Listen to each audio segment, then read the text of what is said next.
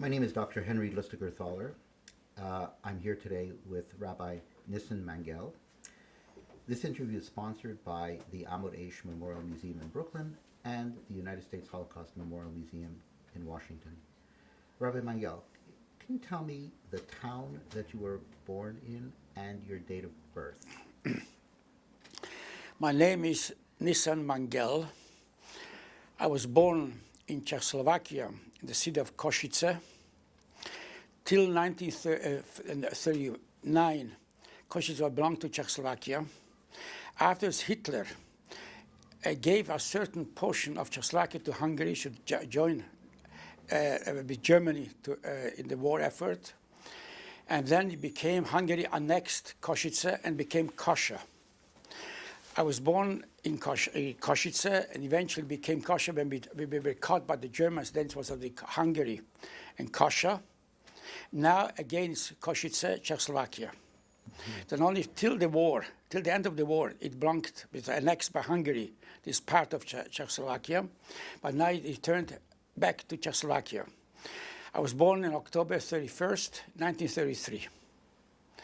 And in 1944, the beginning of 1944, when Kosice was already Hungary, then the Germans entered into Hungary. They started to take the Jews. So in Rabbi Mangel, if we could just go back just a little bit before this, I'd like to know a little bit about your family life and the life in Kosice, and just some of your earliest memories before we go to 1944. My grandfather came from Poland, from Sants, Galicia, and he settled in Kosice. He became a businessman. My father was already born in Kosice, and I was born in Kosice. My father bought the house where I was born, and now, after the war, I came back to Kosice. I claimed this house belongs to me because I'm the inheritor of my father.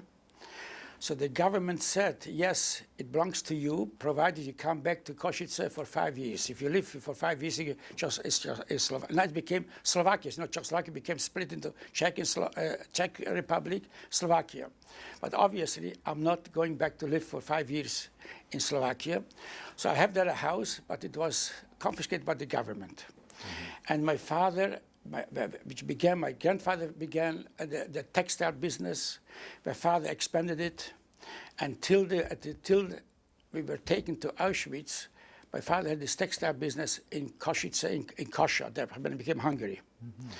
And as I said, at the beginning of April, the SS came. In 1941. My father was already born in Kosice, so he was a Hungarian or Czech citizen. My grandfather came from Poland, so they never allowed him to become, for the Jews to become citizens. So he always remained a Polish citizen. In 1941, they decided all the Jews who are of Polish origin, Polish citizens, were deported. And my father, my grandfather, my grandmother lost their lives in Babi Yar. As you know, in Babi Yar, so many thousands of Jews were killed. So also because they were Polish citizens, so they took them from Kosice, from Kosher to Babi Yar, first to Kamensk-Podolsk, from Kamensk-Podolsk to Babi Yar, and there they met their death. This was 1941. And when they started to take the Jews from Hungary, it was in 1944. And if we could just go back for a moment again to your mother's side of the family. Just tell me a little bit about your... My mother's side of the family was living always in Slovakia. At Kurima, as a matter of fact, just a few months ago, I went visit again this part town of Kurima, which is between the city of Prešov and Bardejov. It's a very Jewish, religious little town. And there, my mother was born with 6 siblings in Kurima. And in 1942, they took the Jews from Slovakia. In Hungary, they took it for 1944. From Slovakia, they took the Jews for 1942. So all the Jews, 60,000 Jews from Slovakia were deported to Auschwitz and met their death in Auschwitz. But certain Jews, which the government needed for the country, engineers, doctors, lawyers, and so on, big businessmen, they left. So this were called the VIP people. Mm-hmm. So my mother's two brothers also got, for a lot of money, this VIP certificate, and they remained till 1944. Mm-hmm. In 1942, by 1944, Slovakia was almost Juden right, completely empty of Jews, except these few thousand Jews of the VIPs. And Hungary, they started to take the Jews in 1944. So my mother's family were there till 1944, and at the end of 1944, they also took the Jews from Slovakia. Mm-hmm. And in Hungary, they took 1942, at the beginning of 1942. So just tell me a little bit about the religious life in Kosice before the war, before the Cholban begins. In Kosice had 20,000 Jews. Mm-hmm. For Europe, a city which had 20,000 Jews was considered a large Jewish center. I would say the majority of the Jews, of 20,000 Jews, were all observant Jews. That even those the non-observant, they're called the Neologen. Neologen is like the Reform Jews. I would say the Neologen in 1944 in Kosice were like the modern Orthodox here in the United States. That even they were not as religious, not observant as the Orthodox Jews, but nevertheless they were still observant. And they were called the Neologen. And Kosice was an extremely religious town, city. So what was life like growing up? And I learned in Cheder from my earliest youth, and I had a very, very enjoyable, happy young life as a child. My mother took us, my sister and me, every year for summer to Kurima, to our grandparents, to Slovakia. And it was a very joyous, very nostalgic, I look back, I think back, a very, very comfortable and happy, joyous life. And all this stopped when the Germans occupied Hungary. Until then, my father used to go to the synagogue 3 times a day, for the morning, Mincha and Ma'ariv. When the Germans occupied Kosice, it was very dangerous. So then he went only on a Shabbat. Mm-hmm. But otherwise, he always went 3 times a day to synagogue. We were very observant Jews. I said our forebears come from Galicia, Chassidim, yes. And the Cheder was a very pleasant in the Talmud. I didn't go to a Talmud because Talmud was more a communal. My father wanted you to learn more a private school. Mm-hmm. Of course, it cost much more, but of course the teaching was a much more personal, much closer, not as such so many students. So it was very good Cheder, which I liked very much. Mm-hmm. And I learned till 9 in the Cheder, and the same thing, my sister went to school, and we also had the Bet Yankov. There was a Bet Yankov in Kosice. Mm-hmm. But all this ceased, came to an end in April 1944. Do you have a memory? It must be for a town of 20,000, mostly observant Jews, Neolog and Orthodox. The Yom Tovim must have been remarkable. Do you have a memory Absolutely. of that? I mean, yes. When it came Sukkos, we had an apartment house, seven apartments. My father, in the courtyard, built a big, big sukkah. My sister and I went and decorated, with all the decoration, the sukkah. It's a found memories, and how all the families came together for the meals, and singing songs, and speaking, and words of Torah. But yes, a social conversation was very beautiful. 7 families, and the sukkah was beautiful. The same thing also, every festival was very joyous. Mm-hmm. Anything further you want to say about that? We'll move along. I just want to know a little bit more about maybe other family members, brothers, sisters. So my mother had 2 brothers who also lived in Kosice. Mm-hmm. They also met their death in Auschwitz when they were taken. But anyways, it was April 1944. As I mentioned, my father did not go to shul, to the synagogue. It was like 7 o'clock in the morning. My sister and I were still in bed. My father had his talit and tefillin on him, he was praying the morning prayer. Suddenly we hear a big knock on the door, a violent knock on the door. My father takes the talit, goes with the talit and tefillin to the door to open the door, and suddenly barge in 7 SS. They had a list of all the members in this family, then began to take us to the ghetto in Kosice. My father had the talit and tefillin on, and we were still sleeping, but this time we were woken up already in the bed, and the SS, the chief SS, has the list. He says, "Now where is Mrs. Mangel?" My father says she went out to the marketplace shopping. It's not like nowadays. If you need fish, you can go to the store, you can get gefilte fish. If you need challah, you go to the bakery and get challah.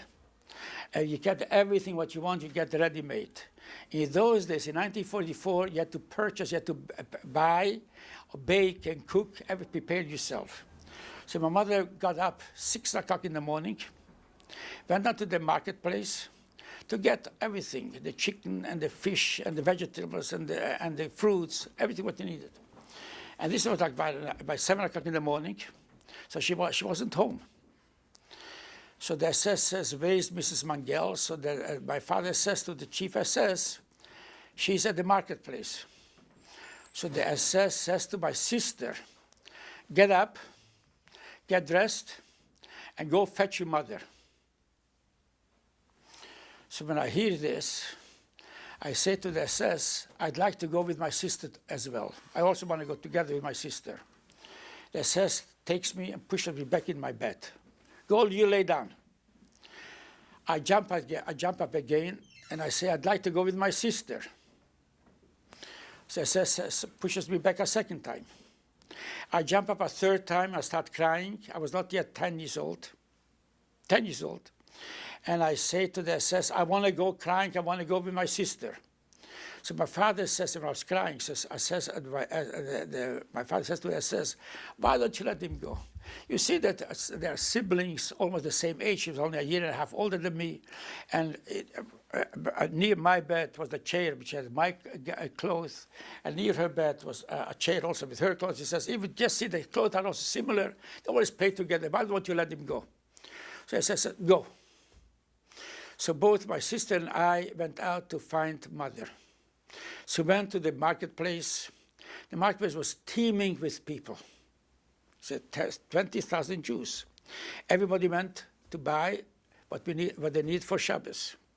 So we went from place to place where they sold fish, where they sold the chickens, where they sold the bakery, the challah, so on. So we looked all over, we couldn't find mother. It took at least an hour, a half an hour, 45 minutes looking. It's a tremendous big marketplace for thousands of people, and not only Jews, mainly Jews, because of Shabbos. But there was also non-Jews. It was teeming with people. We looked all over, we couldn't find mother. So then we decided, mother must have gotten everything what she wanted. She purchased what we wanted, and she must have gone home. So let's go home. So we went home.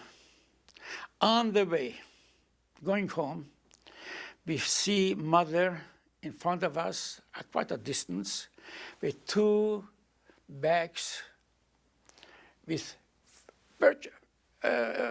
fruits, the merchandise, what she wanted for Shabbos.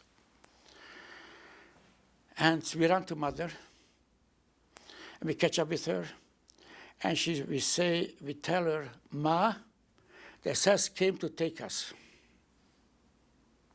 Dr. Lustinger, she became nervous, jittery, shaking. She knew what does it mean the SS come. And these words ring in my ears whenever I remember my mother. She said, "If Tati means if father, Tati is going to Auschwitz, I want to go with him. So in other words, not she's going to escape, but she's going to go home into the clutches of the SS. She says, if Tati's go home, if Tati's going to Auschwitz, I will go with him. I was a little boy, 10 years old, a little bit like 10 and a half years, a little boy. And I said, I wasn't extremely smart, but I said to Ma, what's the hurry? You are out, away from the SS. Sister is out. I am out. Maybe Tati also will be able to get out from the clutches of the SS. Let's not go immediately home. She was wanting to rush, let's go home. So my mother says, from 7 SS you can escape? How can you escape in a house? You just been here, 7 SS, how can you escape? But I kept on insisting, you are out, we are out, let's. She wouldn't listen to me. As I mentioned, we had our apartment house, and all the tenants were Jews. Only the caretaker, the janitor, was a non-Jewish family. They were called the Shabbos Goy, to put out, to put on the light Friday night and so on, the Shabbos morning. They had a daughter who worked in a tavern.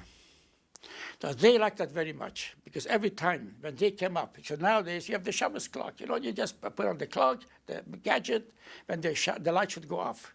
In those it wasn't, in 1944 it wasn't such, all these gadgets weren't available.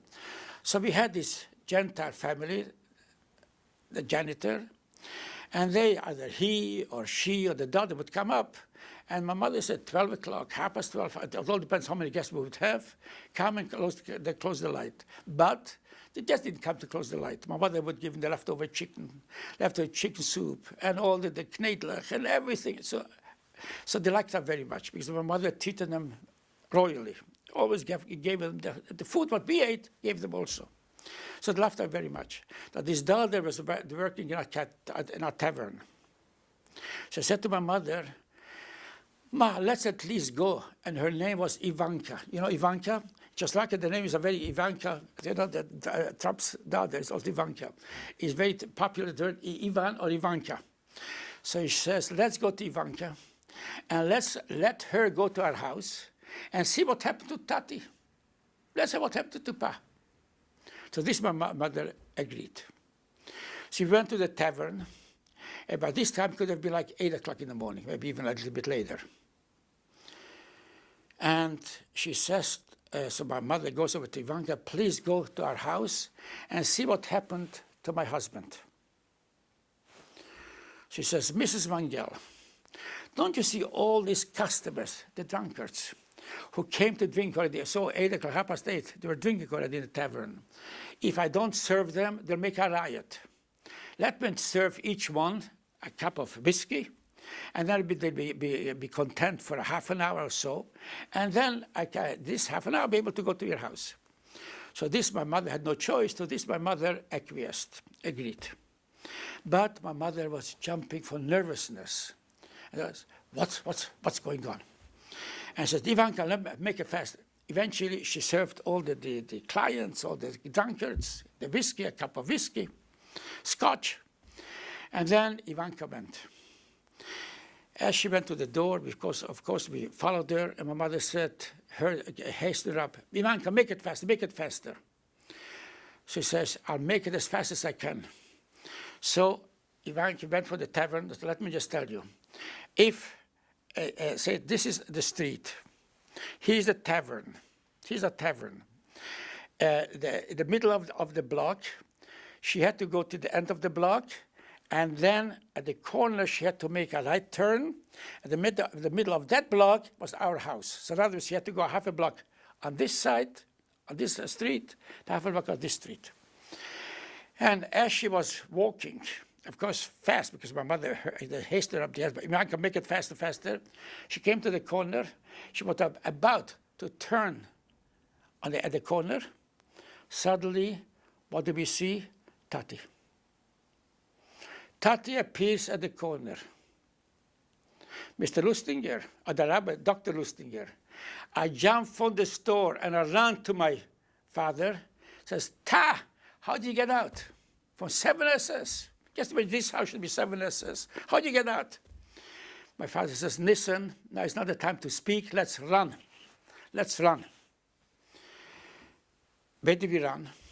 See, the Germans, they took the Jews from whichever city they came in a very methodical, very systematic way. They didn't take haphazardly. Any Jew they found, they would take. First, they would take from the center of the city. If you belong to a different part, they wouldn't take, because the time will come, tomorrow, the next day, they take it from there. That is very methodical.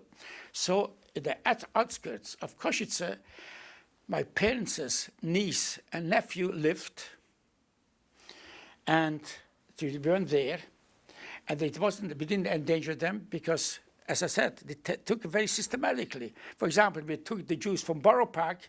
If you belong to Flatbush, they wouldn't take you until the time comes to take the Jews from Flatbush. If you belong to Queens, they wouldn't take from Queens. So they didn't endanger, you went over there. We came to the outskirts of Kosice, we came to them. So there I said, Tati, how do you get out from 7 SS? She says, we had in Czechoslovakia very expensive, beautiful furniture. In those days in Europe, for example, you take this table that has legs, has like 8 legs. But in Europe, the legs were thick legs, and all engraved beautiful curvature, all kind of designs. The brake font, also heavy wood, and designed, engraved, beautiful designs. And this the Germans would take to Germany. Would receive expensive furniture, just like expensive jewelry or expensive fur coats, they would send to Germany. So the Germans, the SS says to my father, take the bedroom. They sent also heavy furniture, and heavy for the legs of the beds or the top of the bed, all beautiful curvature. So they take the bed and the tables and the chairs, and for the dining room, this heavy big table, put it in the first room. When SS will come, everything will be organized there. It should be able to take it easy. Not they should have to carry it, schlep it from one room to another room. So he said to my father, you take the furniture and put it in the front room.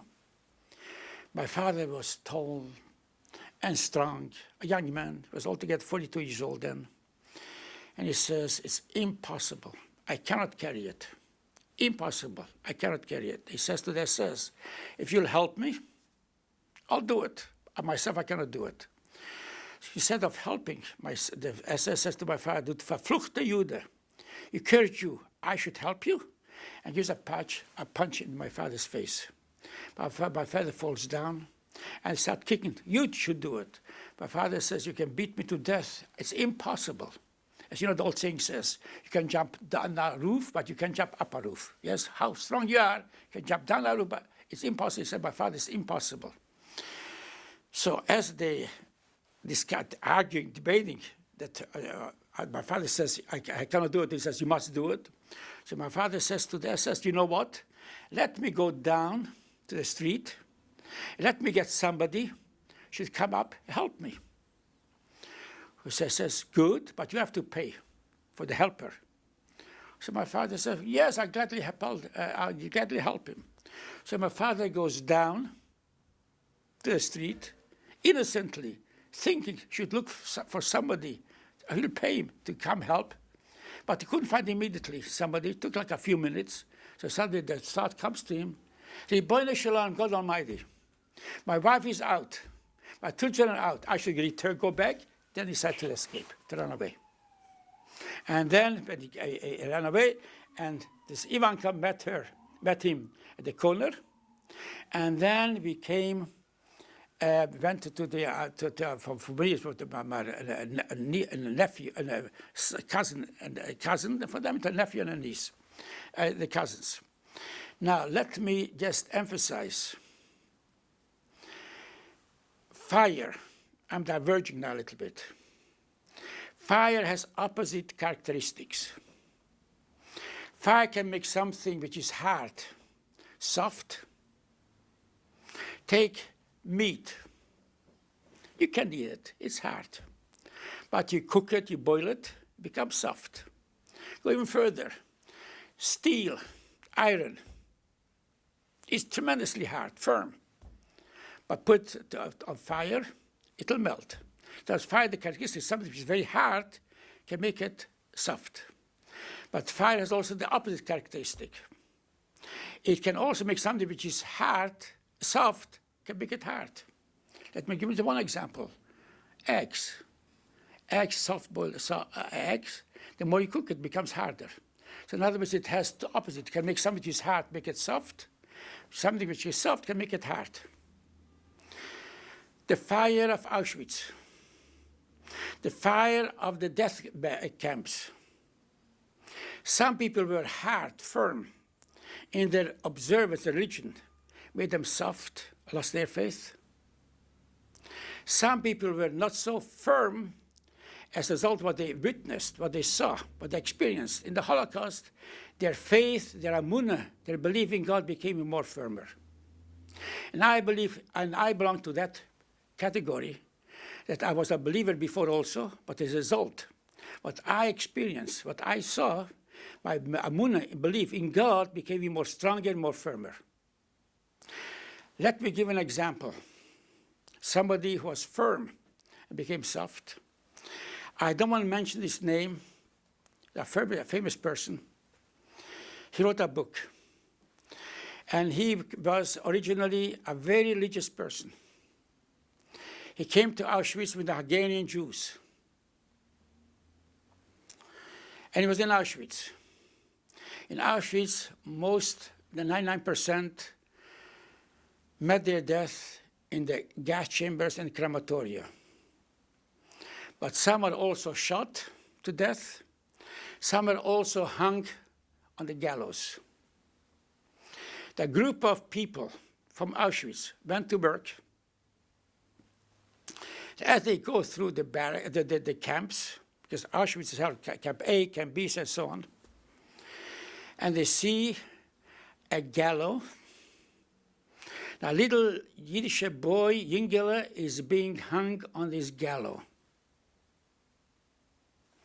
So in the group of these inmates in Auschwitz, one person in the back of this group cries out, "Where are you, God? Ribbon Hashem, where are you?"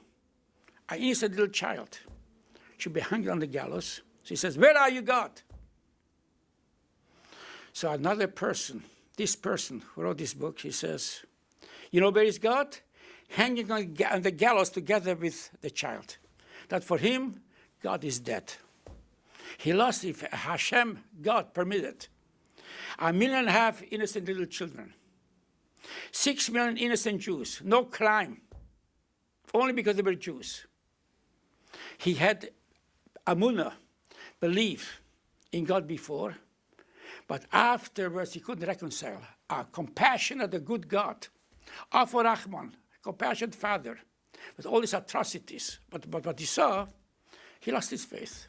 He was firm before, but he melted. On the other hand, I saw also the same thing what he saw, and my amunah and my belief and my faith didn't weaken, and they can become even firmer, become stronger. Let me give come back to the first story. How did, and so we escaped, and later I'm going to tell you what happened afterwards. But then we came out from the clutches of 7 SS who were ready to take us to the ghetto in Kosice, and from ghetto to Auschwitz, and all those Jews were sent then in April to Auschwitz, all were killed. All were killed. And we were saved because we escaped from the SS. Now let's analyze this story a little bit.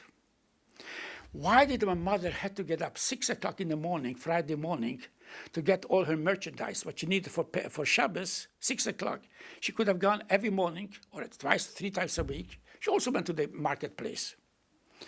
She used to go 8 o'clock, 9 o'clock. Why so early? It says in the Code of Jewish Law, the Shulchan Aruch, for the honor of the Sabbath, of Shabbos, a person do everything differently, something more than he does it ordinarily. So my mother, instead of going shopping 8 o'clock in the morning or 9 o'clock in the morning to the marketplace, she took up on herself throughout, I remember the years and years earlier. So she shopping 6 o'clock. And when, suppose she would have gone shopping 8 o'clock or 9 o'clock, what would have happened? My mother would have been home, and we would immediately take her to the ghetto, and we would send to Auschwitz. The fact that my mother wasn't there, why not? Because the kavod of Shabbat, to give honor for Shabbat, that's why she starts preparing earlier than ordinarily. So my mother wasn't home. So this had whole events. She wasn't home.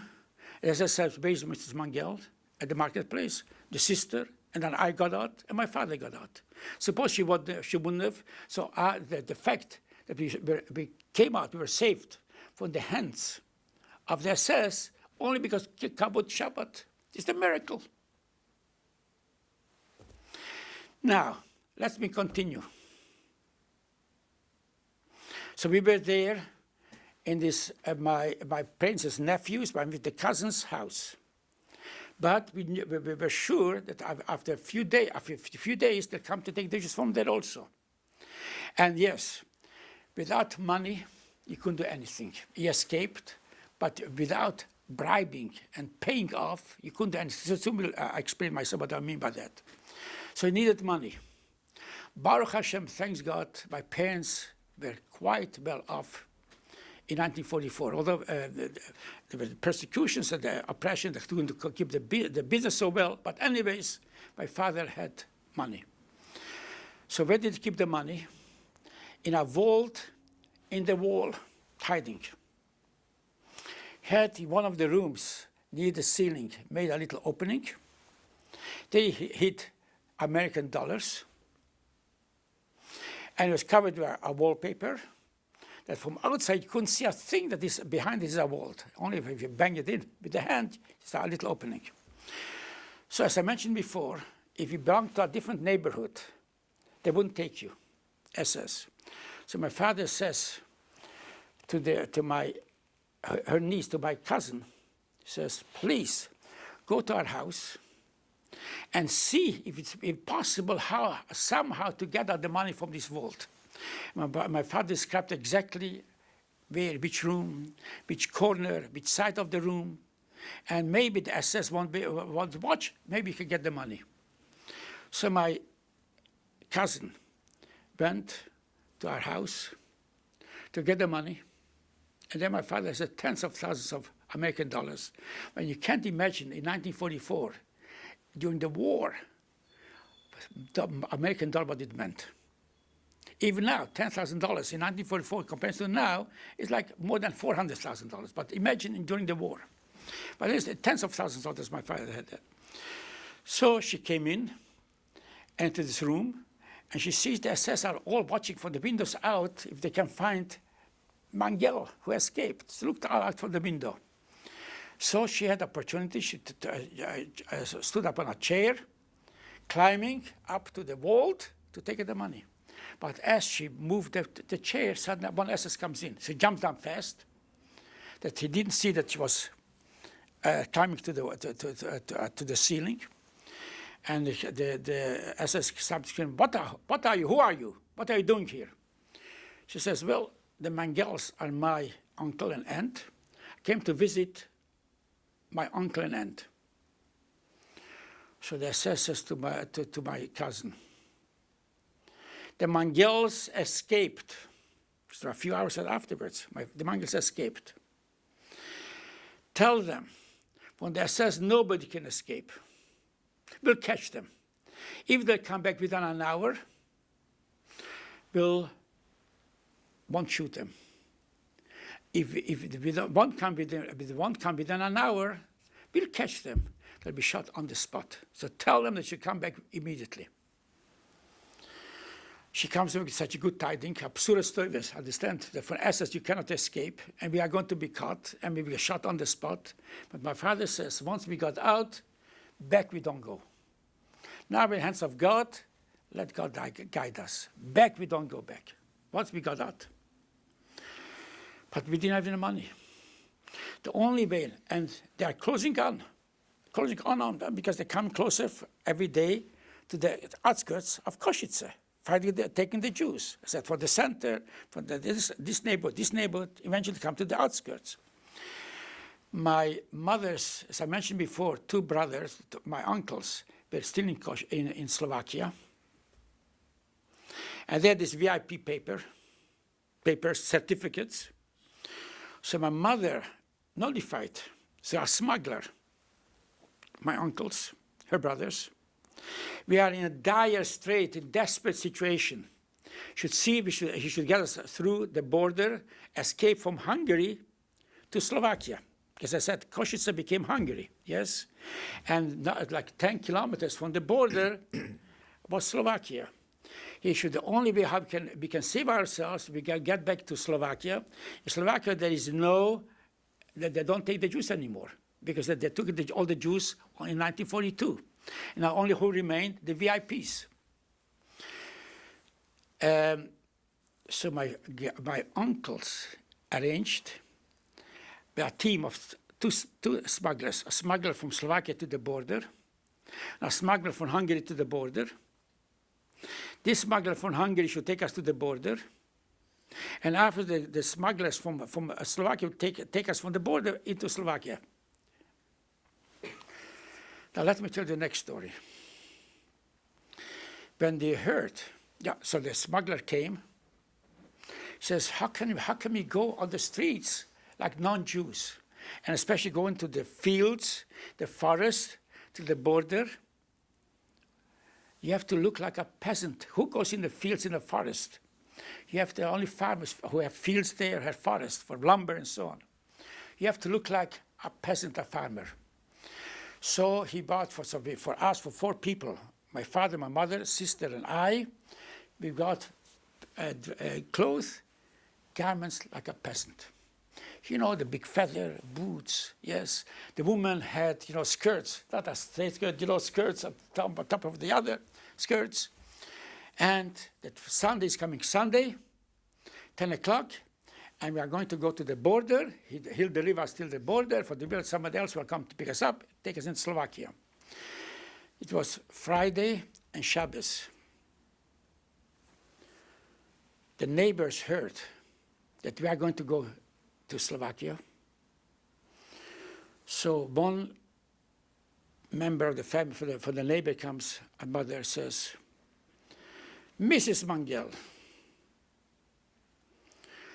I have a little child. You know the fate of what will be with the child. Why don't you take her also along with you? Leman Hashem, for God's sake, help my child, save my child. Take my child also along. My father agreed to it. The next neighbor has a young mother with a little baby.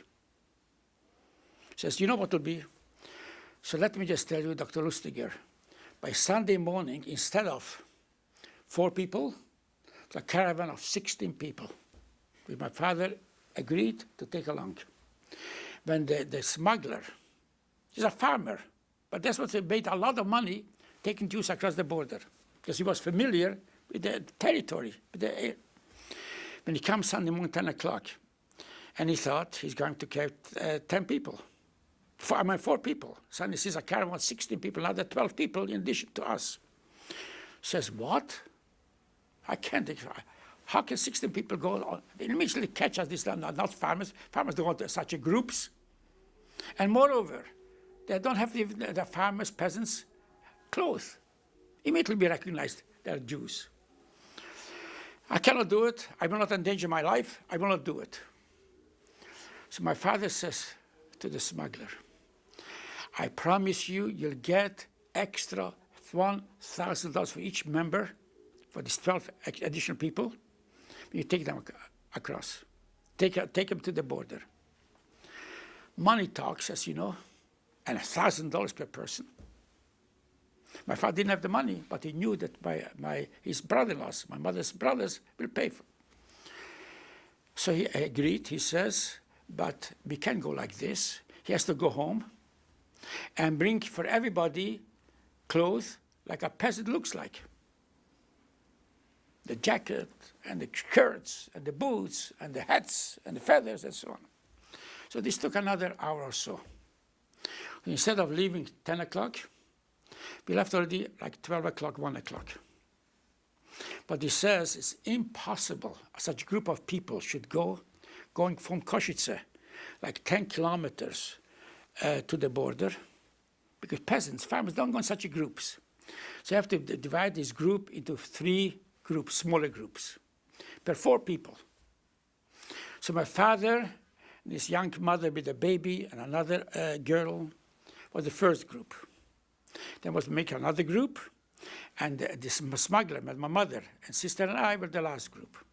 And then the smuggler describes exactly the route, how to go, for example, from here to go to Queens.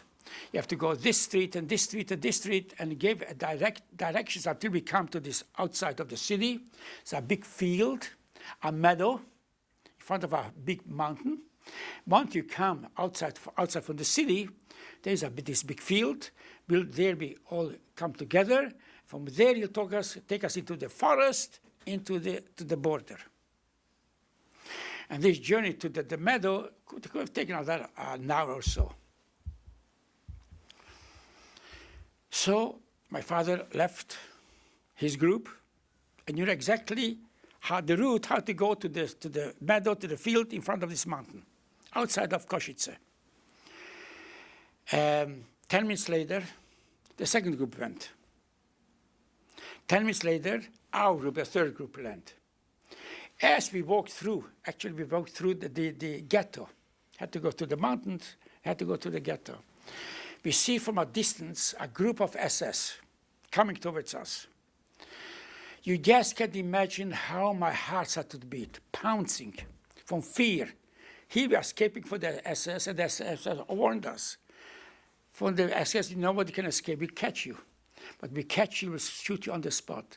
Here, SS are coming towards us. You just can't imagine the fear, the fright which I had. My heart was beating tremendously. And eventually they come, so I turned around. You shouldn't see the panic, the fear which I have on my face. I turned around, and I spoke with this, the leader, I mean the smuggler. And he says, "Who are you?" So he took out his identification papers. I'm a farmer, and this field belongs to me, this forest belongs to me, everything is okay. So then they say, we hear the Jews are smuggling them through the border. Do you know how they do it? We are smuggling. I said, can you hear that the Jews? Says, no, I didn't know anything, but in case I find out anything, we'll let you know. And we went on. So we escaped here from the clutches of the SS.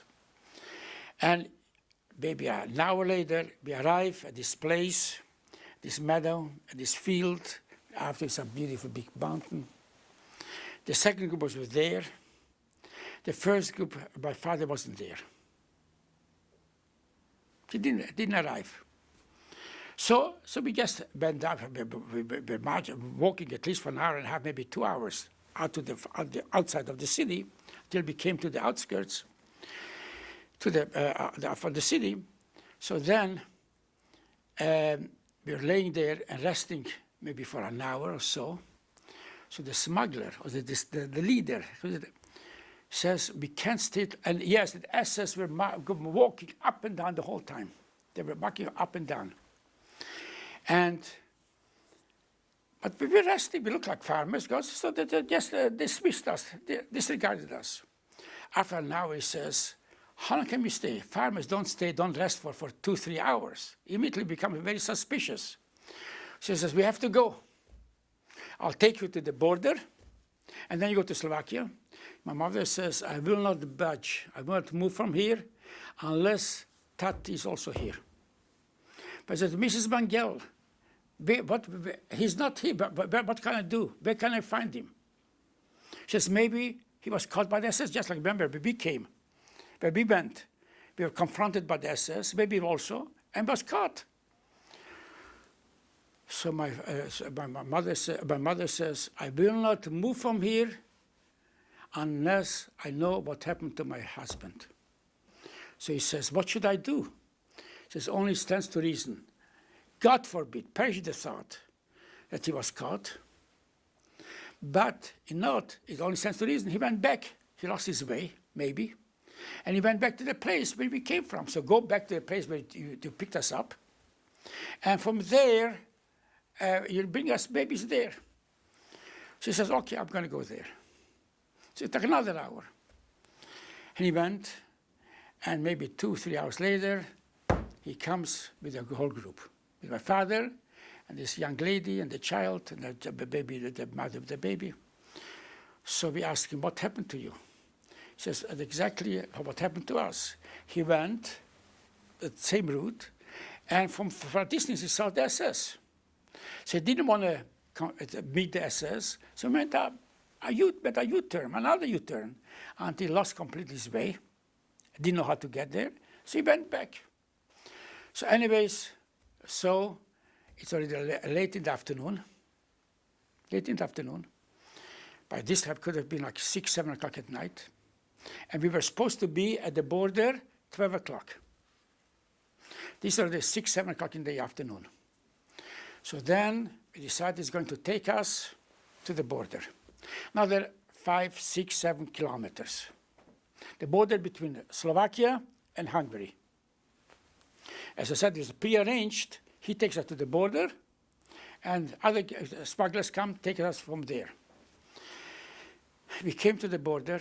Now, the whole border, you know the wall.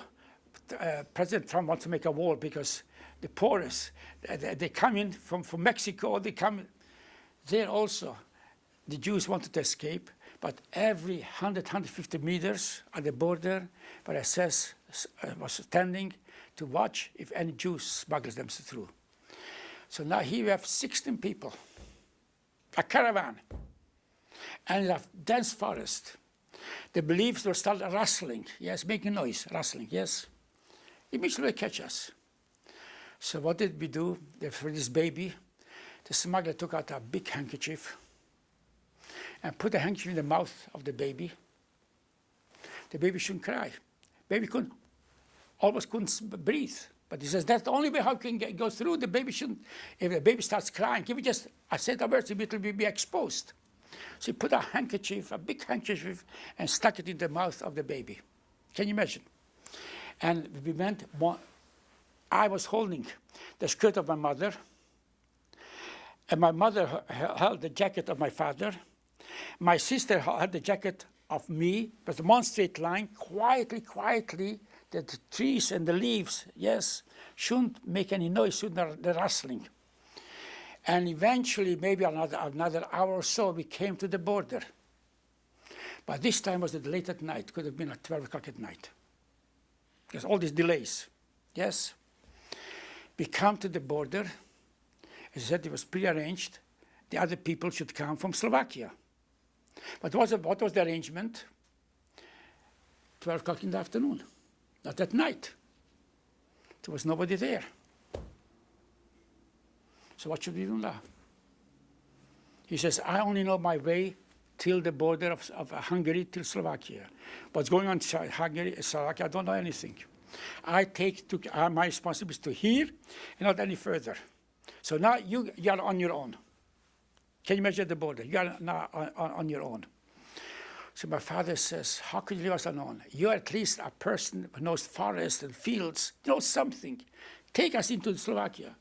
He didn't even hear of it. He says, no, my responsibility, I felt my duty till the border, now you are on your own. So what do you think? My father promised another $5,000. I said before, money talks. So by this time, we could have got like $20,000. But anyways, so when my father promised another $5,000, yes, he's going to take us into Slovakia. He be the leader. We walk quietly in the fields, already in the side of Slovakia, like in Mexico. We are from Mexico and United States, or in other country, yes. As we walk, we see from a distance little people. Because from a distance, even a car, lights, yes. So this smuggler, this leader tells us, hit the ground. Maybe this SS, they should notice us. So hit the ground. You shouldn't, those that we are walking. What did we notice? As we hit the ground, those people hit the ground. They bent down. So we understood it's our people. We slowly, it's not the SS. Slowly, we crawled on the ground in the fields through a cemetery, all the way until we met those two farm ladies. They were the smugglers. And when they met us with us, they said, people, you just can't imagine what kind of miracle happened to you. It was prearranged. You should be here 12 o'clock in the afternoon. We were here at the border 12 o'clock in the afternoon. The SS called us. The SS said, what are you doing at the border? You must be those people who smuggle the Jews. And they denied. They took them in the headquarters, the stab of the SS, kept them forcing they should admit. They didn't want to admit anything. They kept on beating them. They forced 12 o'clock in the afternoon till 6 o'clock in the afternoon. They were there in the headquarters, tried to force them to admit that they are the smugglers, but they didn't admit anything. So they let them go. He says, if you would have been here 12 o'clock as it was prearranged, actually we should have been there, but fall in the hands of the SS. You remember what the SS said? From us, nobody can escape. We catch them and be shot on the spot. So only because the delay of my father, etc., all these different delays, was everything delayed too much later. Mm-hmm. And we came 12 o'clock, it was already 1 o'clock at night. They took us, of course the smuggler from Hungary went back home, and they took us to their farm. We came to the farm, but this time could have been like, I guess, a distance for the border to the village. It took us. Could have been already by 5, 6 o'clock in the morning. They took us up to the attic of their building, the farmer's building. And the attic was a storage place for the hay and straw. They removed the straw and the hay, put us in the back of the attic, and they covered us with a thick layer of straw and hay, because they were still very afraid the SS might come to their house and search if they're not Jews. What do you think what happened?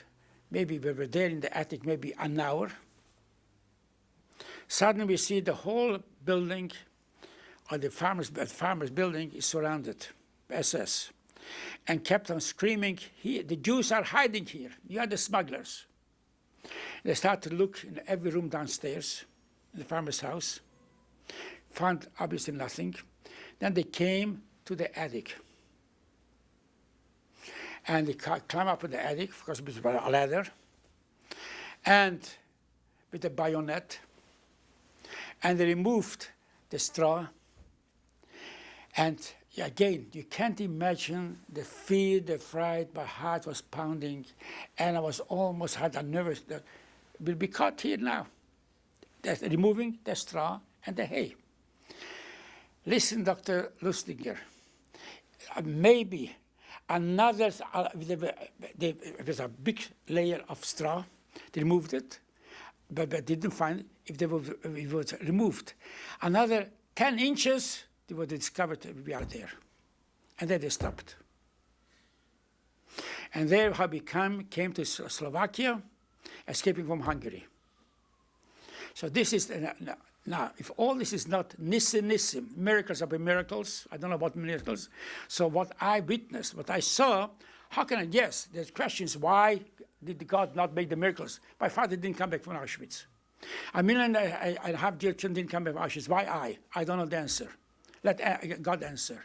But if I'm here today, it's only because nissim, miracles Rabbi miracles. And by the way, my name is Nissan Miracles. We're going to take a break here, Rabbi Mangel, and we're going to be coming back to this interview momentarily.